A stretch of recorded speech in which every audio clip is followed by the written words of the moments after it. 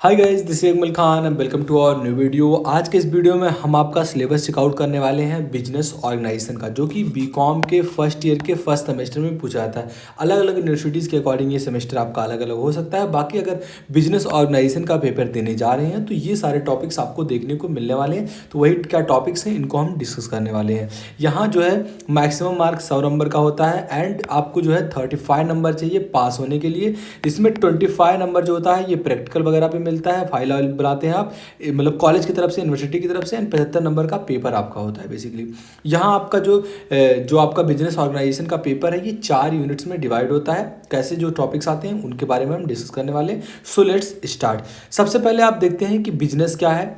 आप business organisation पढ़ रहे हैं, मतलब बिजनेस में किस तरीके से हम अपनी जो है अपने फाइनेंस डिपार्टमेंट को ऑर्गेनाइज कर रहे हैं, अपनी कम्युनिकेशन डिपार्टमेंट को ऑर्गेनाइज कर रहे हैं, अपने स्टैटिक्स डिपार्टमेंट को ऑर्गेनाइज कर रहे हैं, या फिर हमारा जितना भी कॉस्ट अकाउंटिंग का लगने वाला है, फाइनेंशियल अकाउंटिंग का लगने वाला है, रॉ मटेरियल का लगने वाला है, उसको हम किस तरीके से व्यवस्थित कर रहे हैं, किस तरीके से ऑर्गेनाइज कर रहे हैं, ताकि हम एक रैपिड ग्रोथ की ओर जा सके एंड हमारा जो फर्म है ये under capitalisation and over capitalisation की सिचुएशन से बच सके। बेसिकली हम ऑर्गेनाइजेशन पढ़ते हैं किसमें, बिजनेस ऑर्गेनाइजेशन में। तो सबसे पहले आप जानते हैं बिजनेस क्या होता है, इसमें पहला टॉपिक आपका है। फिर बिजनेस के कॉन्सेप्ट के बारे में पढ़ते हैं, किस तरीके से बिजनेस रन करता है, उसका क्या मतलब होता है, उनके कितने फीचर्स होते हैं, कितने स्टेज होते हैं डेवलपमेंट करने के लिए जो बिजनेस को, या फिर इंपॉर्टेंस ऑफ बिजनेस के बारे में आप पढ़ते हैं। मतलब बेसिकली बिजनेस क्या होता है, व्यापार जिसे कहते हैं, वो क्या होता है, उसके कॉन्सेप्ट, मीनिंग, जो स्टेजेस, क्लासिफिकेशन वगैरह के बारे में पढ़ते हैं। सेकंड आपका इसमें टॉपिक आता है क्लासिफिकेशन ऑफ बिजनेस एक्टिविटीज़, कि जैसे हमारा जो फर्म चलता है उसमें बहुत सारी एक्टिविटीज होती हैं।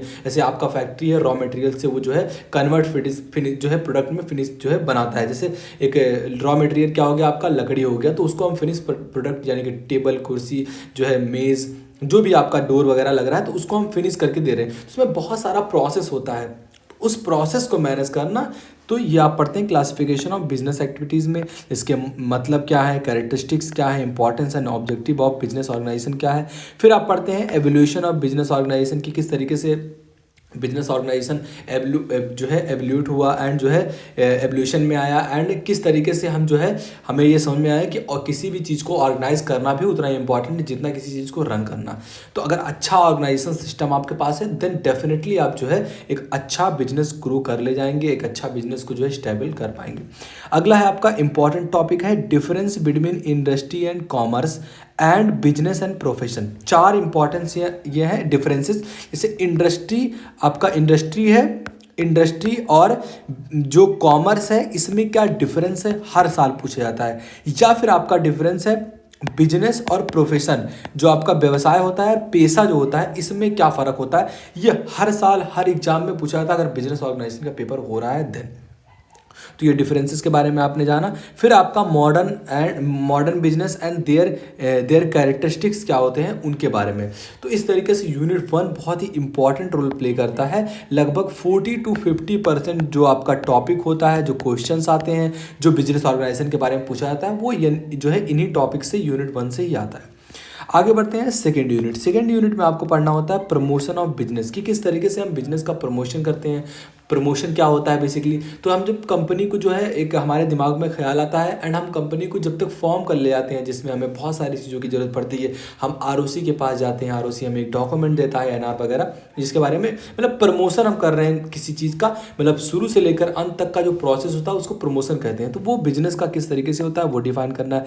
फिर आपको consideration in establishing new business, अगर आप नया बिजनेस जो है एस्टेब्लिश कर रहे हैं तो फिर आपको कौन कौन सी चीज़ों की ज़रूरत पड़ती है वो आप पढ़ते हैं सेकेंड यूनिट में।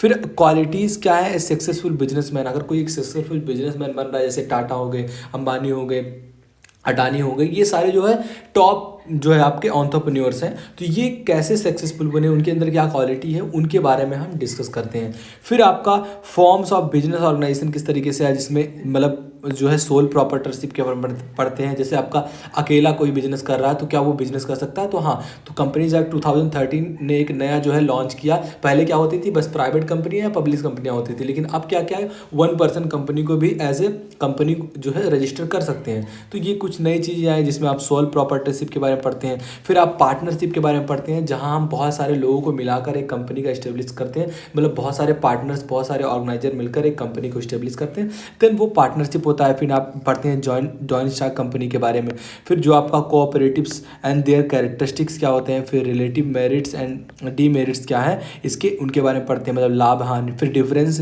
Between private and public company, private company क्या होता है, पब्लिक कंपनी क्या होता है, इनके बीच में डिफरेंस, बहुत ही इंपॉर्टेंट क्वेश्चंस यहाँ से पुट आउट होते हैं कि मतलब मिनिमम नंबर ऑफ मेंबर्स जो है प्राइवेट कंपनी में कितने हो सकते हैं, पब्लिक कंपनी में कितने हो सकते हैं, तो ये आप पता होगा आई होप। तो प्राइवेट कंपनी में जो अगर कोई पूछता है कि प्राइवेट कंपनी में मिनिमम कितने नंबर ऑफ पीपल हो सकते हैं, तो वहाँ कितने हो सकते हैं, 2 हो सकते हैं, 2 लोग अगर हैं तभी वो जो है प्राइवेट कंपनी कर सकते हैं, एंड मैक्सिमम आपका प्राइवेट कंपनी में 200 होता है। वहीं पब्लिक कंपनी में क्या होता है कि यहाँ मिनिमम 7 होता है एंड मैक्सिमम आप इन्फिनिटी ले सकते हैं, मतलब कितना भी उसका कोई जो है लिमिट नहीं है।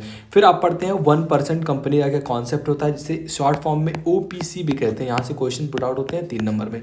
थर्ड आपका यूनिट है, इसमें आप प्लांट लोकेशन के बारे में पढ़ते हैं कि मतलब आपका कंपनी बन गया, आप ऑर्गेनाइज करना जान गए, आपने बिजनेस क्या होता है ये सीख लिया। फिर आप पढ़ते हैं प्लांट लोकेशन के बारे में, मतलब जगह कहाँ है आपका, उस जगह में अगर आप बिज़नेस खोल रहे हैं तो वो कितना सूटेबल है हमारे बिजनेस के पॉइंट ऑफ व्यू से। मतलब आप लकड़ी का बिजनेस कर रहे हैं तो आपके आसपास जो है लकड़ी का वातावरण होना चाहिए, वहाँ के जो लोग हैं काम करने वाले वो होने चाहिए, तो उससे सूटेबिलिटी होती है। तो आपका प्लांट कहाँ पर है, आपका बिजनेस कहाँ पर है, उसका लोकेशन बहुत ज़्यादा मैटर करता है किसी बिजनेस की ग्रोथ के लिए। फिर उसका आप कॉन्सेप्ट पढ़ते हैं, उसका मतलब इंपॉर्टेंस क्या पढ़ते हैं उसके होने का, फिर फैक्टर्स पढ़ते हैं। फिर उसके बाद कुछ थ्योरी है, फ्लोरेंस का थ्योरी है ऑफ लोकेशन के बारे में, उन्होंने क्या बताया हुआ है, कैसे कौन कौन सी चीज़ें होनी चाहिए, क्या हमारे पास सूटेबिलिटी होना चाहिए, वो सारी चीज़ें आप देखते हैं। फिर प्लांट लेआउट क्या होता है, इसका मतलब, objective, importance and type, principle of layout के बारे में पढ़ते हैं। फिर आप पढ़ते हैं फैक्टर्स इफेक्टिंग लेआउट, फिर साइज ऑफ बिजनेस जिसमें यूनिट पढ़ते हैं आप, फिर जो है क्राइटेरिया ऑफ मेजरिंग साइज जिसमें यूनिट पढ़ रहे हैं तो साइज के बारे में आप जानते हैं। फिर फैक्टर्स अफेक्टिंग साइज, कौन कौन से फैक्टर्स जो अफेक्ट कर रहे हैं साइज को, फिर optimum size and factors of determining optimum size. तो ये सारी जो है चीज़ों के बारे में हम थर्ड यूनिट में पढ़ते हैं, एंड दोनों का वेटेज जो होता है ये 20% तक होता है।